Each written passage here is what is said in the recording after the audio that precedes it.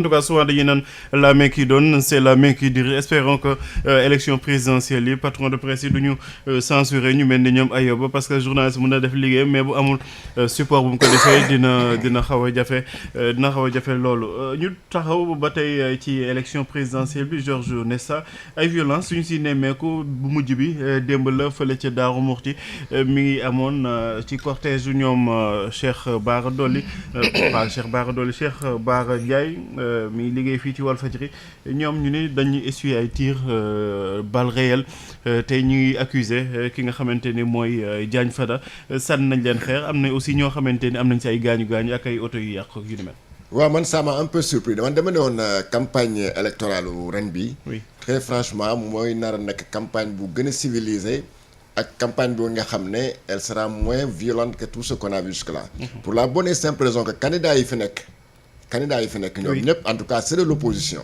mën naa jàpp ne ils sont issus du même moule maanaam dañu pendant au moins 4 ans maintenant ñu ngi bokk benn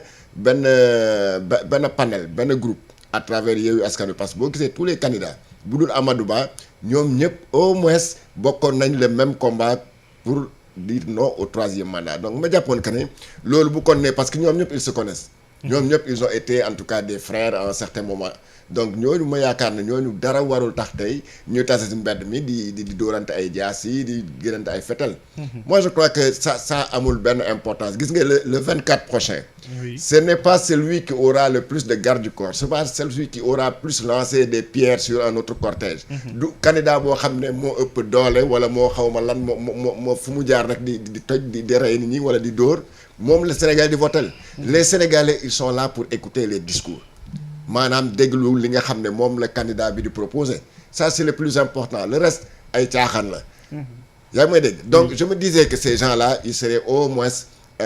beaucoup plus civilisés ensuite nit ñi nañu bàyyi di naan fii maa ko moom fii kenn moomu fi dara maanaam y a pas le territoire sénégalais amul fi nga xam ne da nga mën a wax ne candidat bi fii bu ñëwee fii ma xot ay affiche am wala ma dóor ko ay jaasi wala ma kayaasi son cortège loolu kenn tegu ko fenn Darou Mouhty n'appartient pas à Modou Diagne Fada après tout c'est vrai que c'est un fils de Darou Mouhty etc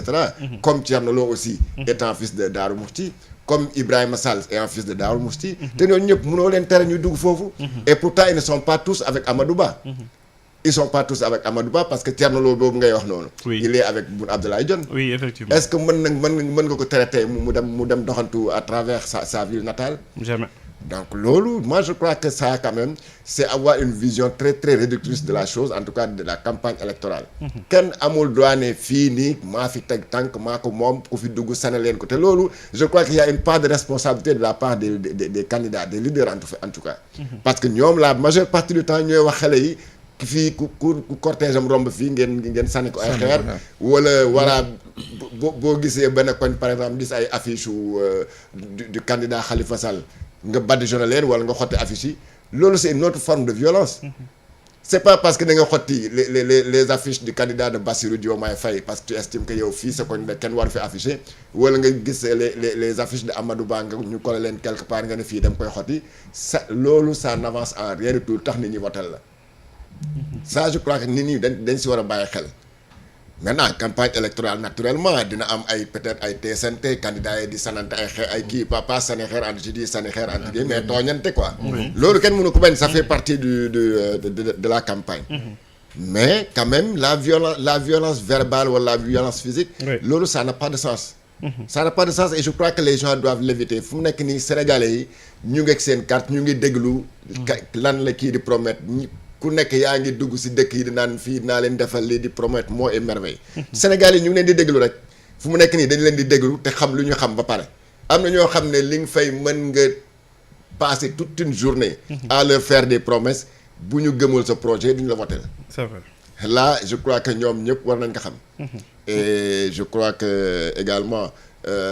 cette violence là c'est à bannir man j'aime bien Khalifa Sall par exemple nu muy doxalee Khalifa depuis un certain temps candidat bu mu gis rek bu taseeg benn candidat saafanteeg moom nuyanteeg moom keroog def na ko Thiès il est allé même ndogu ak Idriss Seck nuyanteeg moom ndogu ñu toog bokk même taat ndogu xam nga loolu jàmm la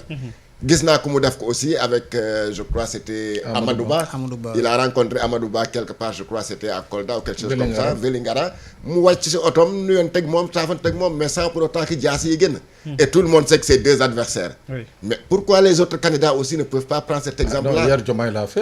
mais voilà Diomaye l'a fait avec Mamadou Aliou Dia du PUR. Mais l'autre c'est des trucs comme ça que les Sénégalais veulent voir. D'accord. Là c'est le fair play. boo tax sa candidat sa moroomu candidat nga wàcc sa oto nuyoon teg moom. ça c'est y a rien d'humiliant wala xaw ma lan. loolu la Sénégal yi da xaar mais c'est pas parce que voilà da nga romb ak sa cortège fii ma ne waaye kii cortège Pape Sané lay gën a leen xeeri ak l'aspirateur di sànni otom. Ça n'a pas de sens vraiment. D'accord. Ayoba amul sens violence bi aussi souvent dafay contre-productif parce que nit ñi boo moytu sax bu ñu si jógee dañ lay jéppi. waaye dañ lay jéppi effectivement dañ lay jéppi nit ñi bëgg nañ lépp ba mu des xam nga ñu fitna bi nga xamante ne dañ leen koy teg parce que Sénégal. Je pense que trois années yi passé yi ñu dund ci fitna quand même doy na waroon ñu ñëwaat yokkaat ci campagne bi alors ñuy xeex di téesan di sànnante ay xeer di tojante ay bopp loolu doy na nañ bàyyi vraiment ba jour élection bi. ñu may nit ñi jàmm nit ñi jël seen carte dem voter ji en masse pour que vraiment au soir du 24 mars yëf yi leer. Pour man teesante bi mun na yem rek ci candidat yi candidat bi bu sànnee pic tey candidat bu lay tontu ko suba comme Diomaye ni muy def ak Amadou Ba comme Khalifa Sall ni muy def ak Diomaye et tout pour man mën na yem foofu les militants de l'opposition pour man ñoom ñoo gën a am intérêt à ce que violence bañ a am. Parce que déjà boo jëlee parti bu mel ni Pastef nit ñi dañ leen askanale violence. Donc ñoom ñoo war a gën a moytu provocation yi nga xamante ni ñoom ñoo parce que quand même il faut le dire ils ont été provoqués keroog parcelle bi nga xamante ni romb nañ ci siège Amadou Ba ñu leen di sànni ay nervis di leen sànni xeer foofu ils ont été provoqués ils ont été encore provoqués à Pikine. Et ils ont répondu xam nga nag mbooloo moom boo ko jiitee.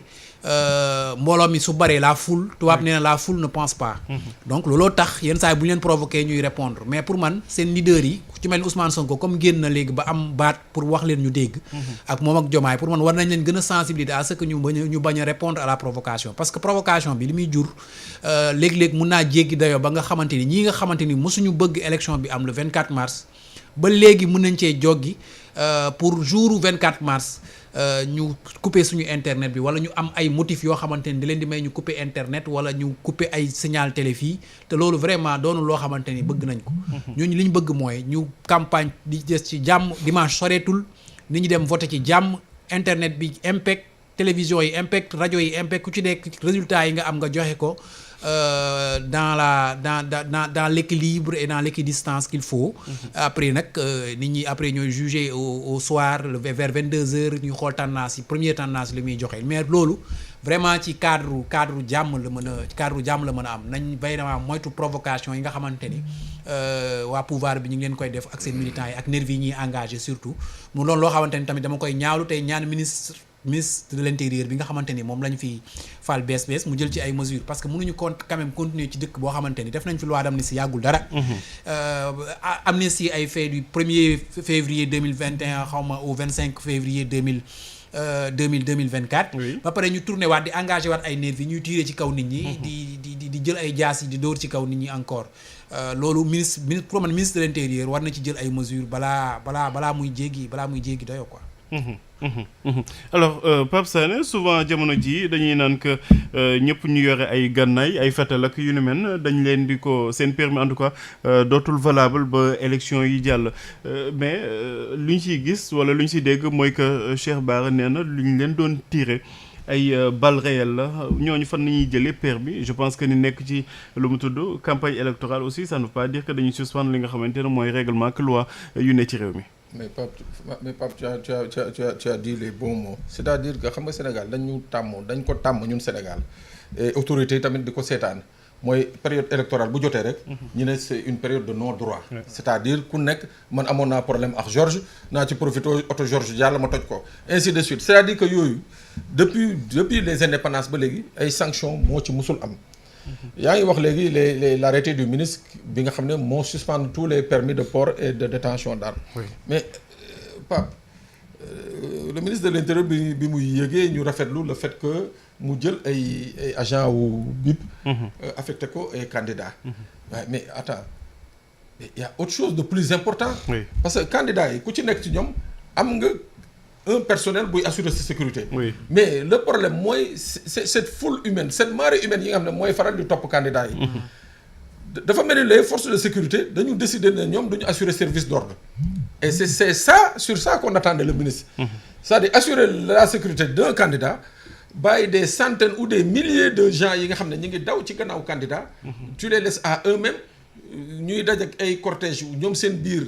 mu nekk ay conflit je crois que c'est là où vraiment on attendait le ministre de l'Intérieur man moo tax bi ñu ko falee keroog les gens daan non on attend de lui que ñu am une élection ma ne leen non le problème mooy balaa avant d'aller aux élections avant d'aller à l'élection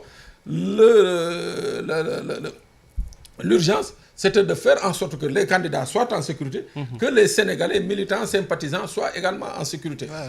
tey qu'est-ce qui empêche les services de police et de gendarmerie benn convoi bu jàllee wala benn escorte ñu arrêté ko fouiller xool ndax ils sont détenteurs ou pas d'armes ou pas rien ne les empêche de faire ça mais c'est que problème bi mooy comme on dit on a cette habitude en période électorale de laisser les gens à